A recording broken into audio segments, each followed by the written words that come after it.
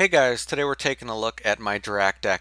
Now Jurracs are a dinosaur archetype that are really just based on advantage through battle. They like to swarm and summon things and make big plays, and they bring out X, Y, Z's and synchros very quickly because of that. So they can be very powerful when they get things going. And the key to them is really to um, support them with cards that allow them to win battles very easily to get them that advantage and just really start making a huge mess of the field for your opponent to deal with.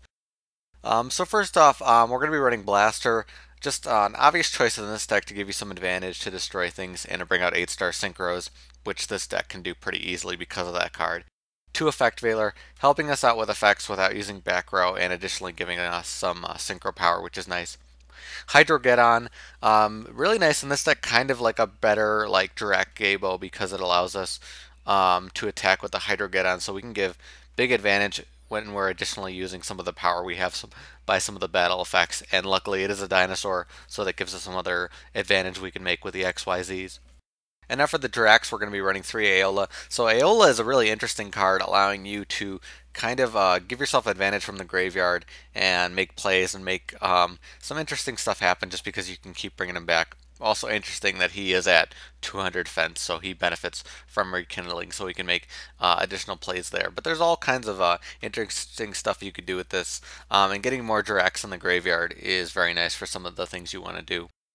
And then Jurac Dino, another one of the tuners we have. Aeolo is also a tuner making plays for us, allowing us to have access to the more powerful Jurac Synchro, giving us 7-star Synchro power, allowing us to build on that to make 8-star Synchros, and also allowing us to get some of that draw advantage.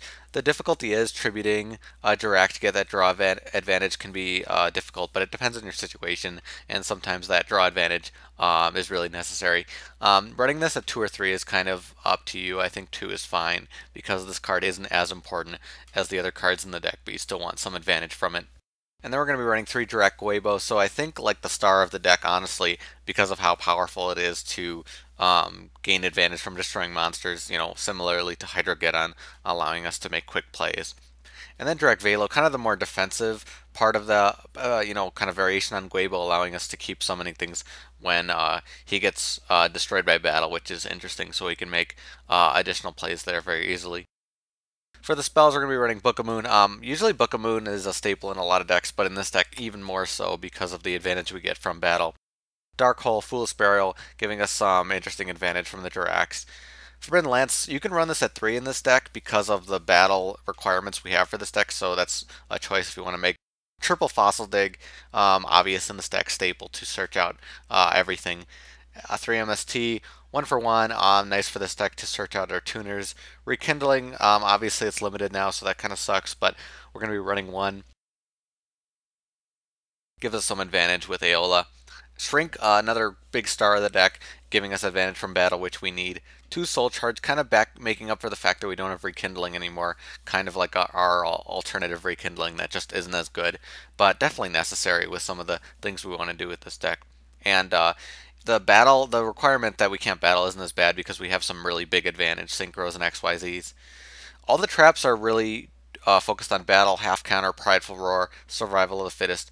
Survival of the Fittest giving us some really crazy battle advantage, so very nice to have this in the deck. So a lot of people will run this at 2 or 3.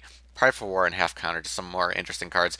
There's a lot of spell and traps that give battle advantage that I might talk about that a little bit in the side deck, but there's just a huge amount of them, so you can run a lot of different ones if you want. For the extra deck, Catastor, Armades, pretty obvious choices, Black Rose, and the Direct Giganoto, which can give you some big advantage later in the duel with some really high damage potential. With the 7 stars, we can also bring them up also with Blaster, so we have Crimson Blader, Scrap Dragon, and Stardust Dragon, very useful ones to have.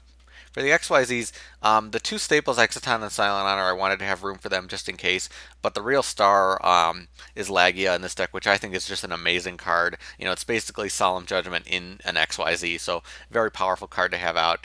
And also Dolkka can really help you out to deal with effects, so very nice XYZs, and usually you want to run a lot of these guys. So now for the side deck, if you haven't seen a video of mine before, in my side deck, I kind of just talk about, other choices for the deck, other things that you can run. Not really meant to be a side deck for matches. These are just cards I want you guys to think about maybe when you're making your own build. So there's a few other tech choices. Flamvell Firedog is another interesting one. I really like this card overall, so can be definitely a good one to run, and you can make other plays with Rekindling and things like that.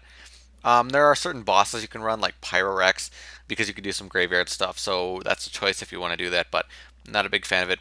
Creature swap can be very powerful with Aeolo. Forbidden Chalice, another card that really helps you out like Forbidden Lance, so it can be useful to deal with effects or win battles. As I was saying before, there's a ton of cards that can help you win battles, like Enemy Controller, or just a host of other ones that increase attack or change attack, like Ryoko, and there's just so many of them, so I can't list them all here. Instant Fusion could give you some interesting set of plays you can make. Jurassic World field cards aren't going to be as strict anymore because of the new rule that's coming into play. So Jurassic World and Molten Destruction can be interesting for this deck. Scapegoat, I've seen some people run to give you some defensive plays and synchro power. Solidarity if you're running all dinosaurs, but Solidarity gets really messed up when you start using the Evolzars, so that's very, very annoying later on in the duel.